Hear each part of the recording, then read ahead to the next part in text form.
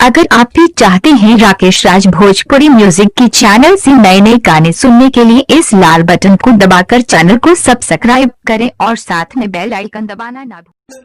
RRB music presents Rampur Puriwas Supaul. अभी आप लोग सुन रहे हो राकेश साहू को। Presented by Rakesh Sahu. Mix by DJ Rakesh Sahu. RRB music presents Rampur Puriwas Supaul. राखी बांधे जहाँ तो रही हम अपना भाई के गोइनी हम भुलाई लावे गोइनी जो मिठाई के।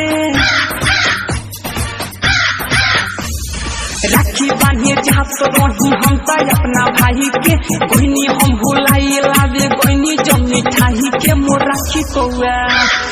राखी कौआ ले गोइल थाली में से टांग के। मोर राखी कौआ ले गोइल थाली में से टांग के। मोर राखी कौआ ले गोइल थाली में से टांग के। मोर राखी कौआ ले गोइल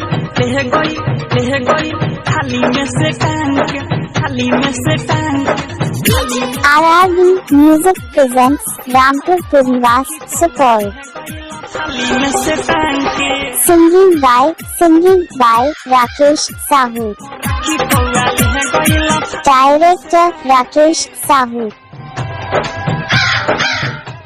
RRB music presents Rampur Puriwas Supaul.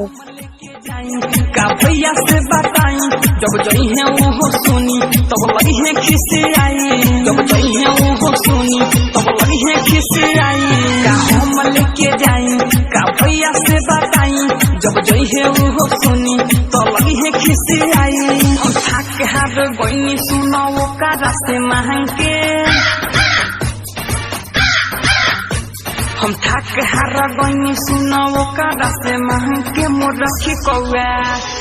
राखी कौआ ले गोइल थाली में से टांग के। मोर राखी कौआ ले गोइल थाली में से टांग के। मोर राखी कौआ ले गोइल थाली में से टांग के। मोर राखी कौआ ले RRB music presents Rampur Puriwas Supaul. थाली में से टांग डायरेक्टर राकेश साहू। थाली में से टांग के। अभी आप लोग सुन रहे हो राकेश साहू को। थाली में से टांग के। RRB music presents Rampur Puriwas Supaul.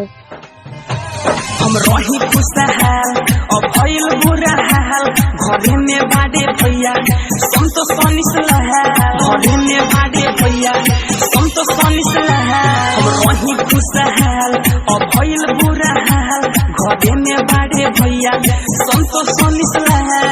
विवेक अंकित नीरज से हम मांगम का होठान के। विवेक अंकित नीरज से हम मांगम का होठान के। मोर राखी कौआ ले गोइल थाली में से टांग के। मोर राखी कौआ ले गोइल थाली में से टांग के। मोर राखी कौआ ले गोइल। RRB music presents Rampur Puriwas Supaul.